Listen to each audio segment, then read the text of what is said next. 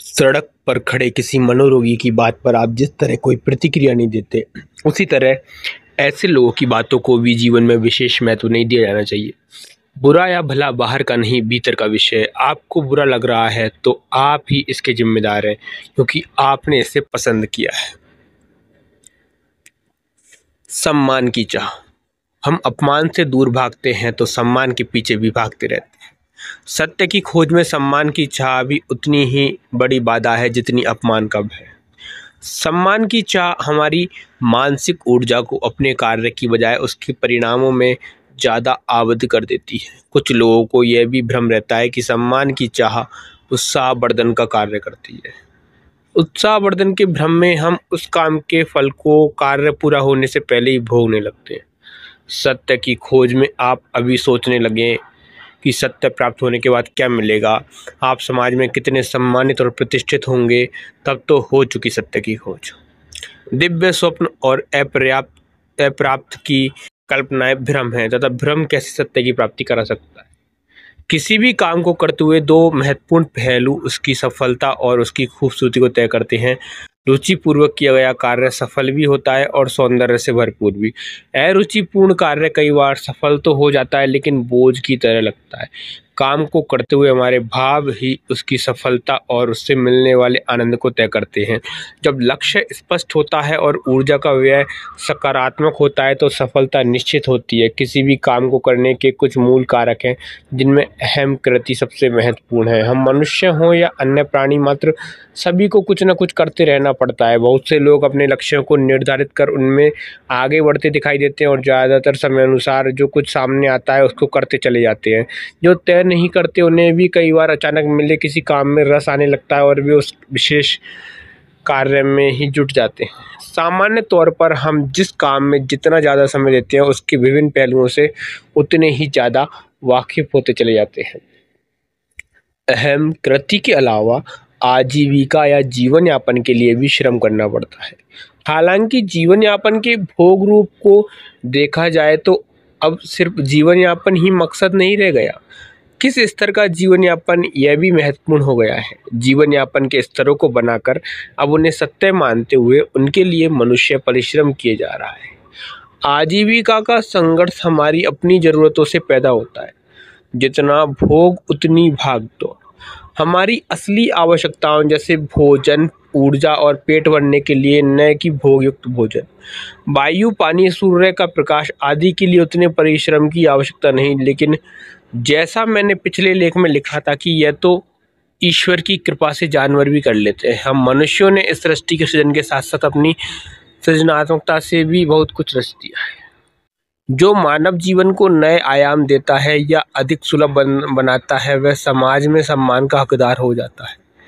ऐसे ही कई महान लोगों से प्रेरणा लेकर सम्मान की भी भूख का जन्म हुआ।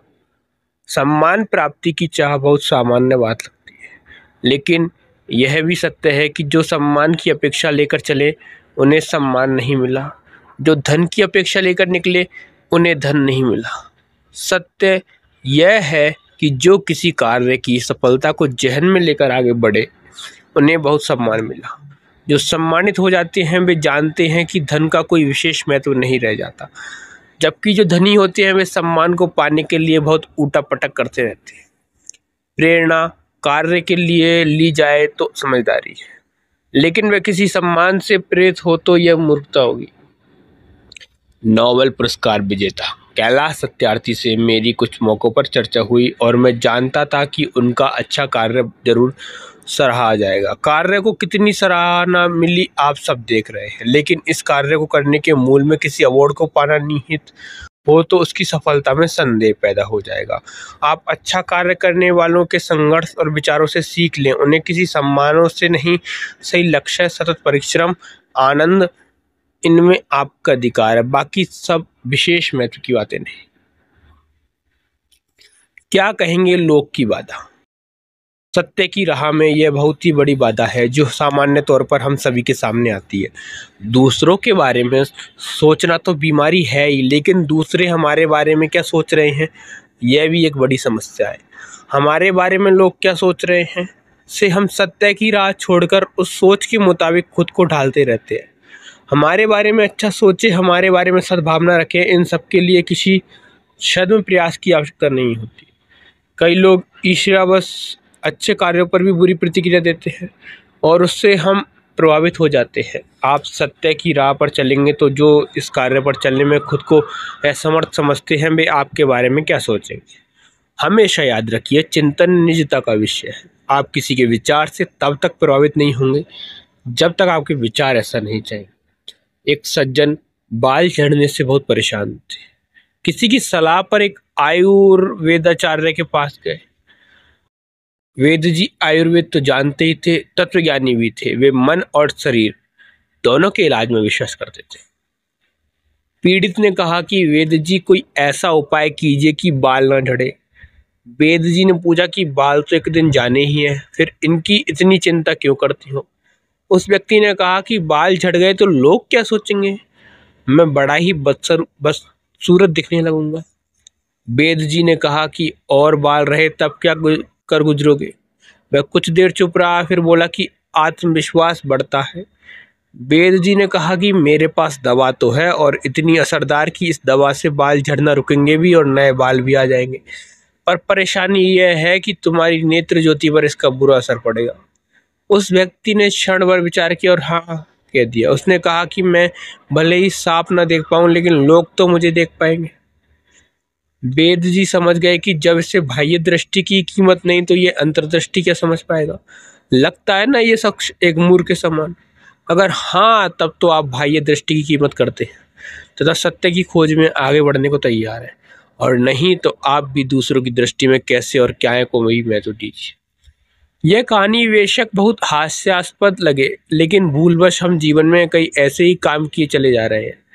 आपको बालों की नहीं तो गाड़ी, घर, पद आदि जानने की कितनी बातों की असत पीड़ा होगी। फिर इन सब के मूल में भी दूसरे आपके बारे में क्या सोचते हैं का ही चिंतन रहता है। एक दूसरे से आगे निकलने की होड़ का स्तर बहुत गिरा हुआ है। प्रतिस्पर्धा उन्नति के लिए हो तो रचनात्मक होता है, लेकिन मूर्खतापूर्ण हो तो विनाशकारी है। आप किसी से ज़्यादा वैभवपूर्ण दिखें, किसी से ज़्यादा सुंदर दिखें, ज़्यादा बड़ा घर लें, जैसी बातों के मूल में क्या है, कभी विचार किया? इन सब के मूल में भेद है।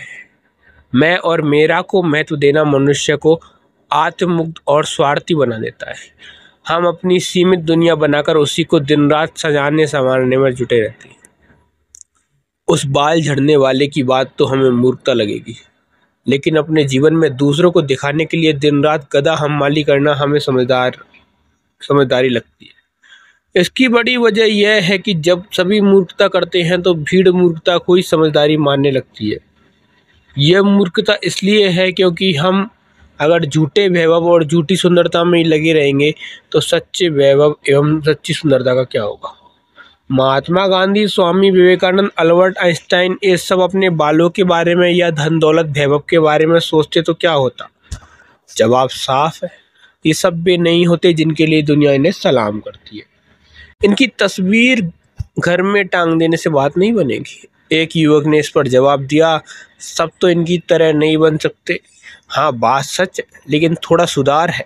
सब इनकी तरह बन सकते हैं, लेकिन सब इनकी तरह बन सकने को सत्य मानते ही नहीं। फिर कहा यह भी नहीं जा सकता, हम तो छोटे लक्ष्यों के साथ अपनी ज़िंदगी को ज़्यादातर लोगों की तरह जीना ही बेहतर मानते।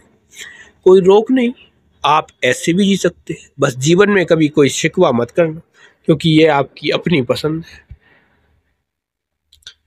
अधिकार का नशा। मानव सभ्यता के विकास के साथ ही स्वामित्व की लड़ाई भी पनपती चली गई। यह एक ऐसी विकृति है जो अब भी हमें अपने जानवर होने का एहसास कराती है। किसी अन्य पर काबू रखने की प्रवृत्ति और उससे रस मिलना एक रोग की तरह है।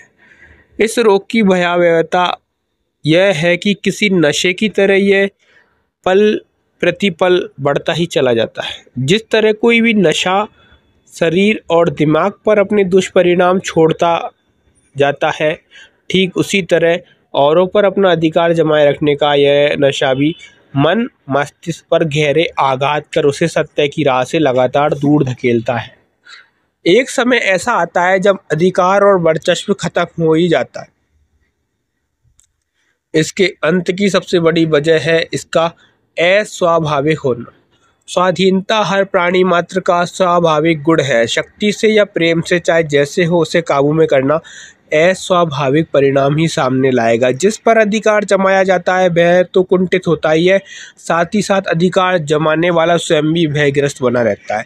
सम्राट अशोक से लेकर सिकंदर तक सब इस बात को स्वामित्व की लंबी लड़ाई लड़ते रहने के बाद ही समझ पाए, तो कितने ही कुंठित ऐसे भी रहे जो बढ़ते अधिकारों के साथ अधिक अवसादग्रस्त और भयग्रस्त होते चले गए। हिटलर की आत्महत्या, बोनापार्ट की मौत, अपने भाइयों का खून बहाने वालों से इतिहास अटा पड़ा है।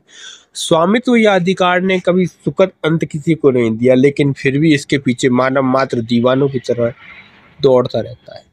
बात सिर्फ राजा महाराजाओं तक ही सीमित नहीं, आम जिंदगी में भी यही अधिकार जताना अप्रिय परिणामों का कारण बनता है।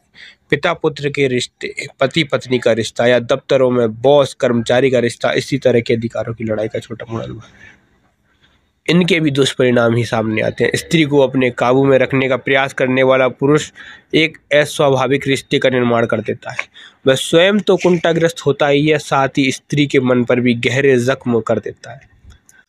और ऐसा ही उस स्त्री के साथ भी है जो पुरुष पर अधिकार जताती है। माता पिता अपने तरीके से बच्चों को चलाना चाहते हैं, यह भी एक तरह का स्वामित्व ही है। उनकी योग्यता को भांप कर उनका सही मार्गदर्शन करने की बजाय अपने सपनों को पूरा करने के लिए उन्हें किसी दिशा में धकेलना इसी अधिकार का परिणाम है। हमारा अपना जीवन हमें यह बताता है कि हमने वही किया जो हमें उचित लगा। किसी का अधिकार जताने की कोशिश करना सिर्फ उसका अपना मनोरोग हो सकता है। कोई बल प्रयोग से ऐसा करता है तो हम उसे तानाशाह कहते हैं, कोई एहसान जताकर ऐसा करता है तो हम उसे लालची कहते हैं।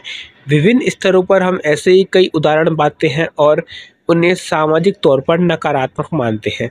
अपने जीवन पर नज़र दौड़ाइए, आप पर जो अधिकार जताते हैं वे आपको कैसे लगते हैं। अब जरा सोचिए, जिन्हें आप अपने काबू में रखते हैं वे आपके बारे में क्या सोचते होंगे। एक पिता के नाते, पति के नाते या बॉस के नाते विभिन्न भूमिकाओं में अपने अधिकार जमाने की प्रवृत्ति को कुछ समय के लिए त्याग कर देखिए और महसूस कीजिए कि लोग आपका ज़्यादा सम्मान करते हैं या नहीं। हम सभी की चाह प्रेम और सम्मान पाने की होती है, लेकिन जरा विवेकपूर्ण तरीके से खुद से इस प्रश्न का जवाब पूछिए कि क्या ये दोनों ही किसी से जबरदस्ती हासिल किए जा सकते हैं। किसी पर अधिकार जताना जबरदस्ती सम्मान पाने की नाकाम कोशिश ही है। रोमन फिलोसोफर सिसरो, जो कि एक राजनीतिज्ञ भी थे, का एक मशहूर कथन है। उनका मानना था कि सिखाने वालों के अधिकार की ताकत उनके लिए बहुत बड़ी बाधा है जो सीखना चाहते हैं। सत्य की खोज में आप ही सीखने वाले हैं और आप ही अपने मन को सिखाने वाले भी हैं। आप में अधिकार जताने का शौक जिंदा रहेगा तो सत्य खोजने में बड़ी बाधाओं का सामना करना पड़ेगा। विचारों के ढेर की बाधा। भूलने की बीमारी बहुत आम होती है। आप याद रखने के लिए कई जतन करते हैं। कई बार तो हम किसी और को बोल देते हैं कि मुझे फला बात याद दिला देना, लेकिन होता यह है कि वह भी इस बात को भूल जाता है। कई मौक़ों पर यह तरकीब काम भी करती है और ये बहुत से लोगों का बातों को याद रखने का तरीका भी बन जाता है। आप घर के नज़दीक घूम रहे होंगे तो अपने बच्चों को स्वच्छंद छोड़ देंगे, लेकिन अगर किसी मेले में होंगे तो क्या होगा। भीड़ भाड़ वाले इलाकों में हम अतिरिक्त सतर्क हो जाते हैं। जरा सी देर के लिए ध्यान चूका नहीं कि कोई भी गुम हो सकता है। कुछ ऐसा ही हमारे दिमाग के साथ होता है। जब हम स्वयं में होते हैं या शांत होते हैं तो कोई बात भूलने का डर नहीं होता, लेकिन अगर हम बहुत से विचारों के मेले में हैं तो उसमें काम की बात भी गुम हो जाती है। जरा गौर कीजिए, आप किसी बात को क्यों भूल जाते हैं। दरअसल बहुत सी और बातों को सोचते रहने की वजह से ऐसा होता है। आमतौर पर एक जुमला इस्तेमाल करते हैं, क्या बात है, बहुत खोए खोए से रहते हो। चाहे मेला हो या हमारा दिमाग, खोने की वजह एक ही है, भीड़। दिमाग में बेवजह के विचारों की भीड़ में हमारे आवश्यक विचार और कार्य भी खो जाते हैं। इसका सबसे बड़ा दुष्परिणाम यह होता है कि हम अपनी पूरी मानसिक ऊर्जा का इस्तेमाल सही जगह पर नहीं कर पाते। किसी काम के सुंदर परिणामों के लिए उस पर एकाग्रता आवश्यक है। यह हम सबका अनुभव है कि जब हम कोई काम डूबकर करते हैं तो उसमें रस भी आता है और परिणाम भी सुंदर होते हैं। रचनात्मक कार्यों में संलग्न लोगों को एकांत आवश्यक होता है। लेखक, चित्रकार, कलाकार आदि अपनी रचनाएं शांत मन और एकांत में बेहतर कर पाते हैं। यह एकांत महज लोगों और परिस्थितियों तक सीमित नहीं होना चाहिए। मन में भीड़ हो या बाहर एकांत हो तो कोई विशेष फर्क नहीं पड़ेगा। अलबत्ता बाहर भीड़ हो या और मन में एकांत तो बहुत ही निर्दोष और सुंदर परिणाम आएंगे। एक और कहावत हम आमतौर पर इस्तेमाल करते हैं, भूसे के ढेर में सुई को ढूंढना। दरअसल दिमाग में भरा अनावश्यक विचारों का कचरा और कुछ नहीं, यही भूसे का ढेर है। जब तक इस भूसे को स्वाहा नहीं कर देंगे, लक्ष्य रूपी एक विचार की वह सुई आप कहीं नहीं पा पाएंगे जिससे अपने पूरे जीवन को आप जी सकते हैं। किसी कार्य को करते वक्त नीरसता के अनुभव के मूल में भी अनावश्यक विचारों का ही ज्वार होता है। समस्या तो हम सबको समझ आ गई, लेकिन समाधान के नाम पर फिर भूसे में ही कूद जाते हैं। भूसे को स्वाहा करने का मतलब है अनावश्यक विचारों का अंत। इस समस्या का एकमात्र समाधान यही है कि हम अनावश्यक विचारों को अपने भीतर प्रवेश न करने दें। अनावश्यक विचारों के दो दरवाजे हैं, एक बीता हुआ कल और एक आने वाला कल। इन दोनों दरवाजों को बंद कर दीजिए और देखिए कैसे वर्तमान में आप अपने जीवन को सुंदर और शांत पाएंगे। अगर अनावश्यक विचार रूपी भूसे का ढेर बढ़ गया है तो ध्यान रूपी अग्नि से ही इसका अंत होगा। शरीर और मन की प्रकृति में बड़ा फर्क है। शरीर को स्वस्थ रखने के लिए दौड़ाना पड़ता है, पर मस्तिष्क को स्वस्थ रखने के लिए उसकी दौड़ पर लगाम लगानी पड़ती है। दिन भर में कुछ समय के लिए निर्विचार होने का प्रयास कीजिए। इसी क्षण जरा अपने विचारों को देखना और पढ़ना शुरू कीजिए। इन्हें रोकने की जबरदस्ती करेंगे तो ये और तेजी से हमला करेंगे। विचारों को रोकने का विचार करना भी इस दिमाग में कचरे के ढेर को बढ़ाने वाला ही है। इस बात का एहसास करना सबसे ज़्यादा आवश्यक है कि विचार और आप एक नहीं है। किसी के बुरे व्यवहार का विचार आता है और फौरन ही आपका चेहरा तमतमा उठता है। वह व्यक्ति आपके पास मौजूद भी नहीं है, लेकिन आप उसे सत्य मानकर अपने विचार अपने आप को व्यतीत कर लेते हैं। उस घटना या व्यक्ति का तो अभी कोई अस्तित्व नहीं, लेकिन इस एक विचार की उपजने से आप अपने वर्तमान को भी नष्ट कर देते हैं। किसी और से इसी तैश में झगड़ कर बैठते हैं या किसी अन्य आवश्यक कार्य में एकाग्र नहीं हो पाते हैं। अब आप